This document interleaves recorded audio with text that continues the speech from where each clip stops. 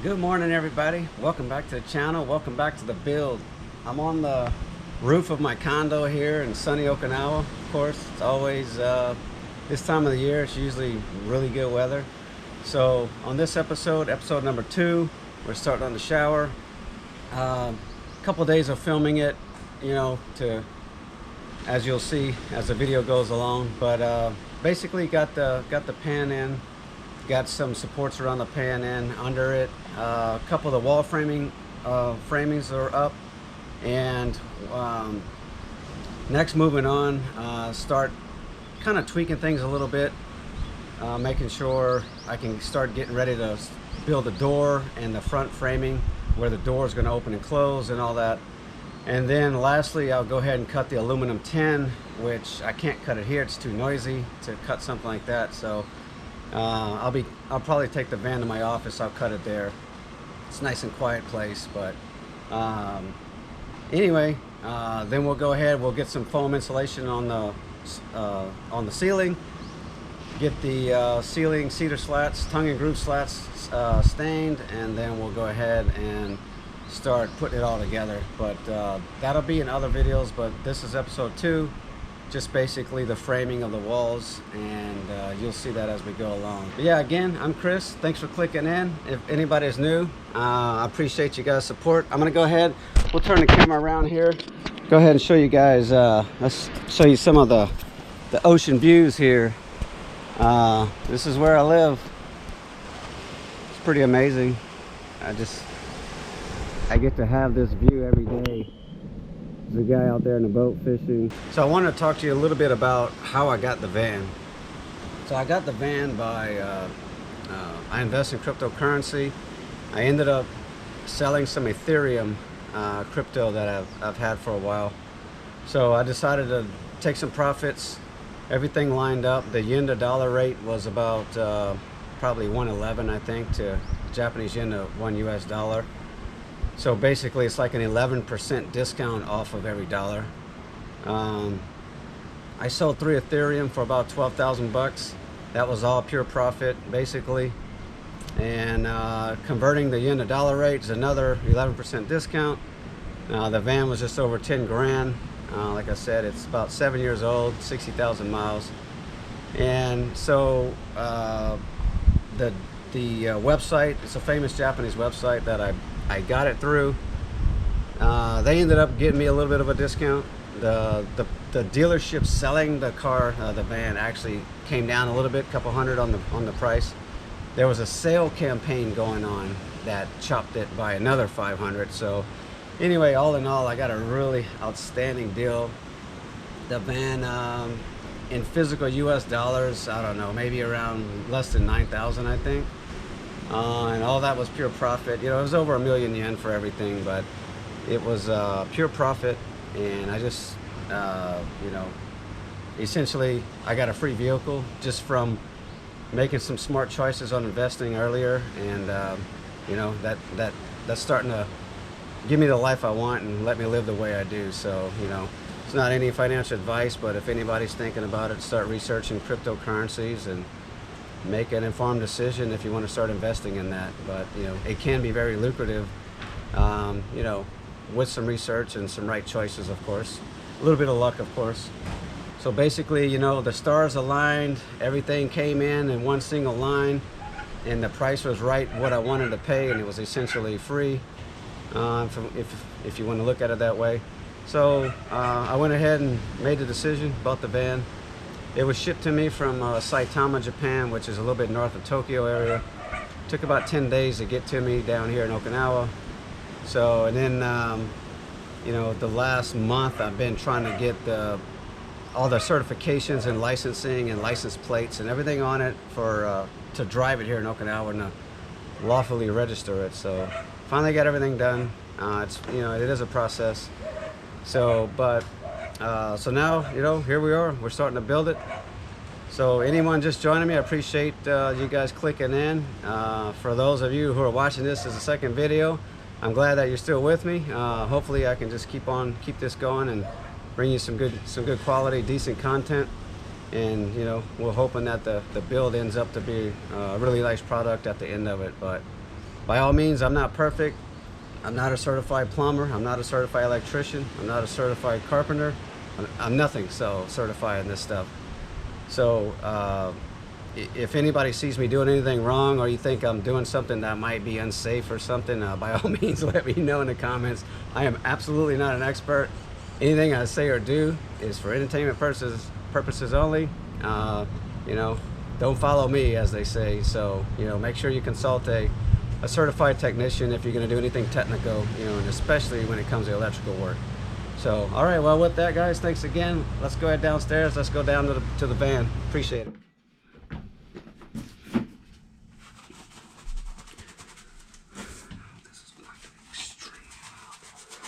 All right, this is going to be a bit loud, but we got to do what we got to do.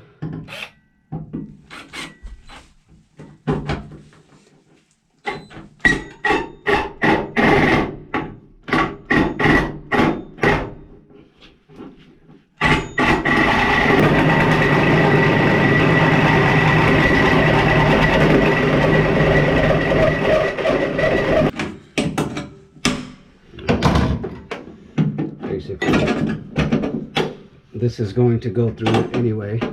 Doesn't have to be perfect, and I'm gonna adhesive seal everything up. So all right, got the PVC cut. It fits nice. I had to chop off about probably 3 inches of it, and of course we're gonna silicone that up and put some good sealant on it and some glue. But so the pan's gonna have a board 2x4 running all the way around the edges to support it. But yeah, look at that, it fits perfect. And then, so, you know,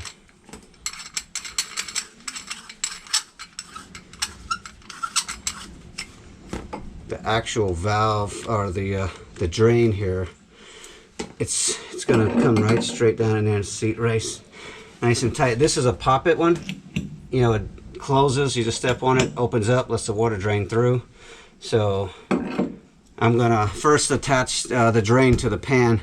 So the reason for the pipe is, you guys can see these cutouts right here.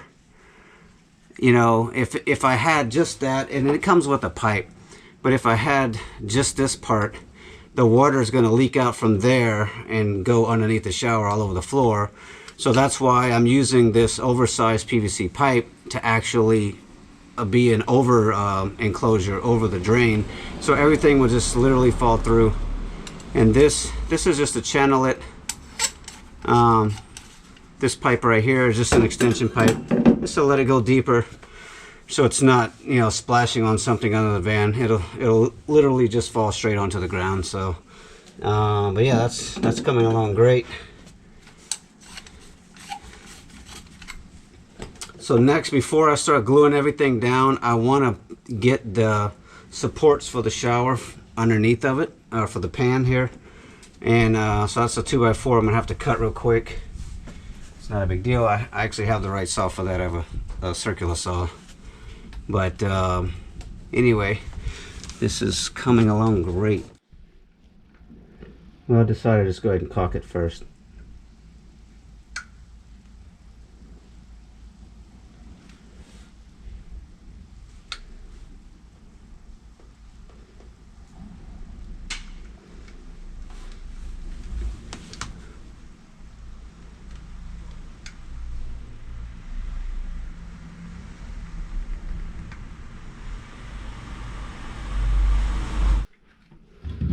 All right, this is the big boy stuff here.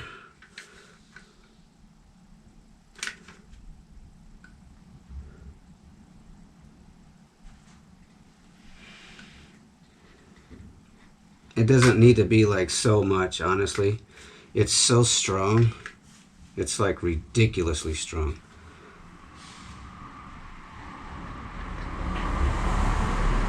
Just want to get a good bead. Make sure nothing moves around.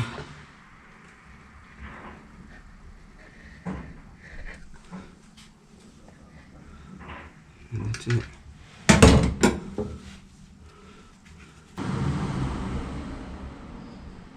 Oh my God.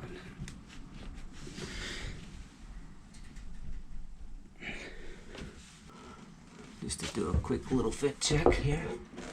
Everything's looking nice. Coming up. Nice. Yeah. So there is a little bit of a gap. And so now we're going to fill it up with this right here. I'm going to go ahead and cut this. That way we just make sure we get a nice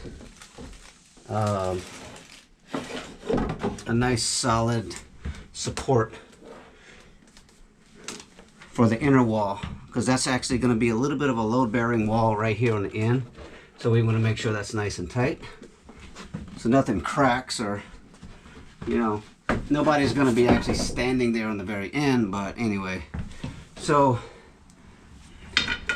you guys can see the shower is like, it's kind of tapered off right here.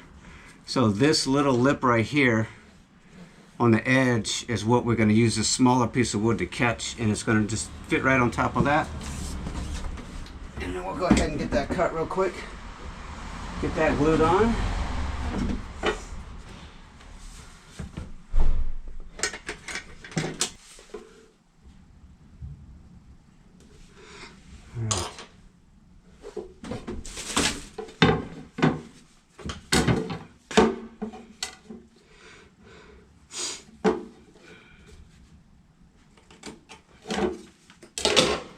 Alright, let's go ahead and cut this real quick. There it is. So we'll just center that up like that. And it's just, let's just do a quick fit check to make sure. It's basically, oh nice.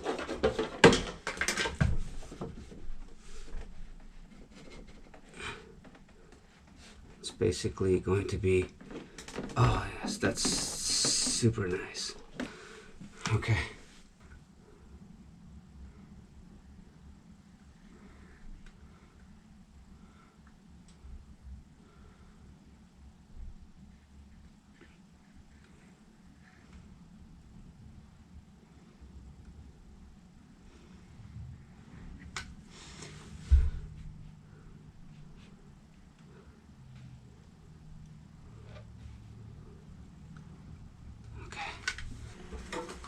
Okay, so the next two things we'll do is we'll cut the main runners here for the size of the shower coming this way.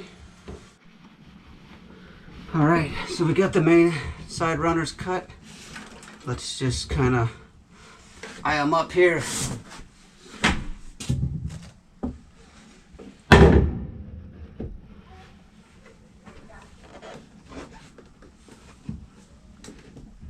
Yeah, the sides are different. It already touches. So that's going to be okay. The back is a little bit, you know, it's a little bit higher on the back because the actual slope of the shower for the water to drain out that way. So as we come up forward, it starts to just fit nice and tight.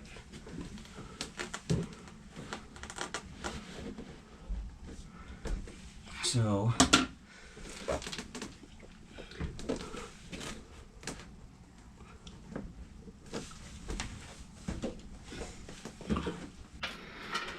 my wall braces inside the wall are going to be these. So we're going to go this way. The wall won't be so thick. It doesn't need to be thick. It just needs to be somewhat strong.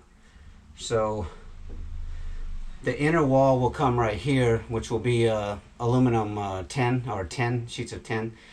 And so you can see it will glue on to here within the wall. And so that's basically about perfect right there is what we want.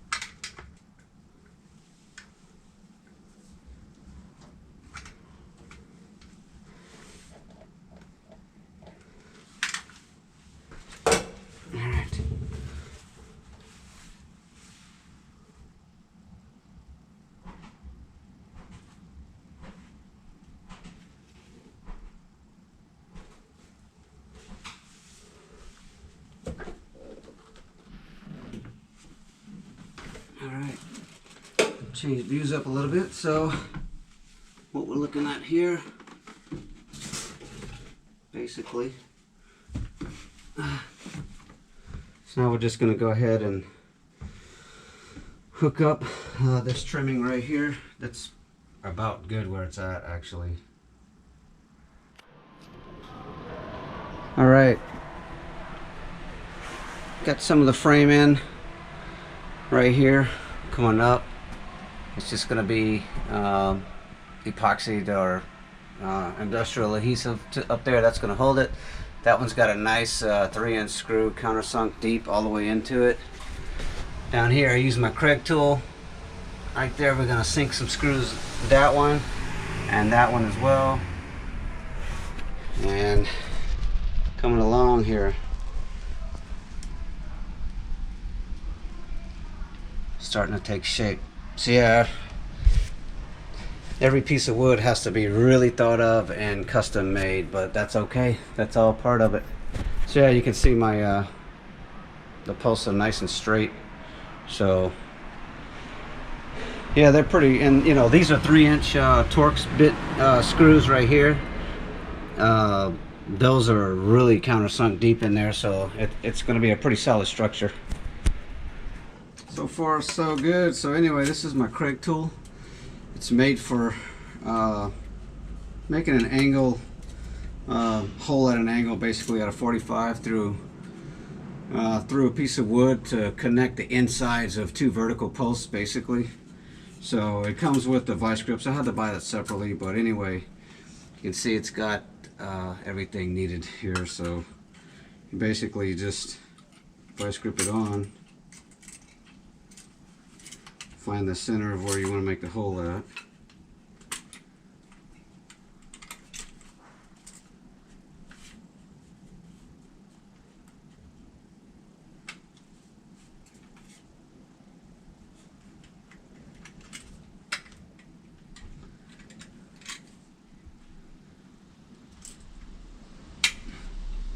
Tighten it up so you can see I got the holes right down the center of the board there, and it'll go ahead and pull it.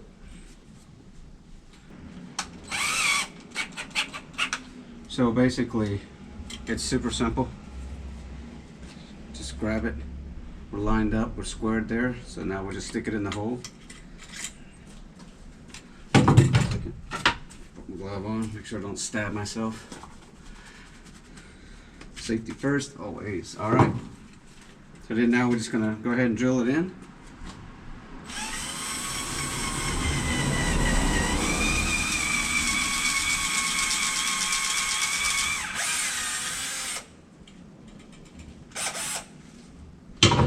And we'll release this.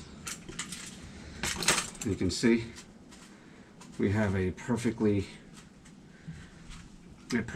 hole there on the end. So. And now we'll go ahead and flip it around. We'll just simply do one on the other side.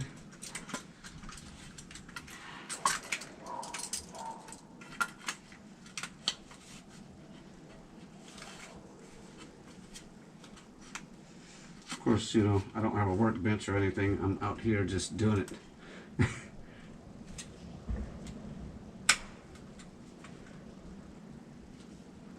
So, you know, just want to make sure it's even as we can.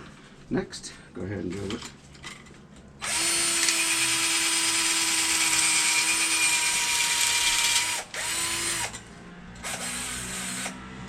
And that's it. All right. Let's get ready to put in one of the last 2 screws here on this wall. It's going to be nice. It's really solid. Looking good. These are going to come up under.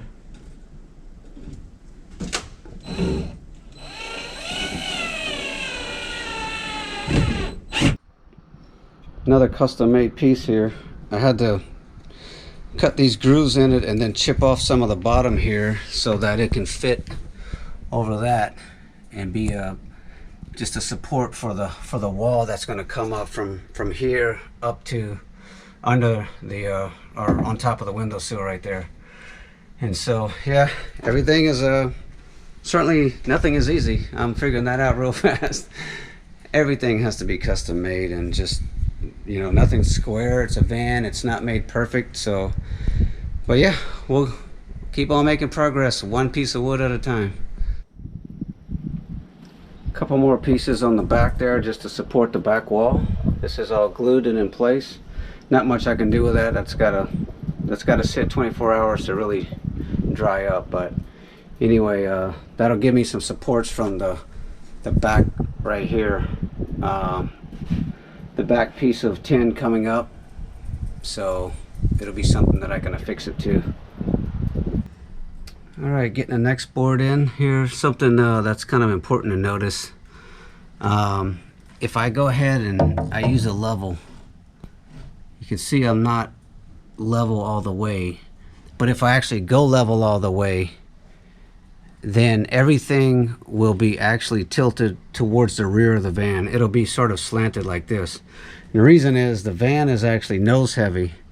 So the van, you know, the way it sits and the way it feels when you're standing on anything in here, it's a little bit nose heavy. So I want to keep everything tilted forward a little bit in line with the way the van sits nose heavy.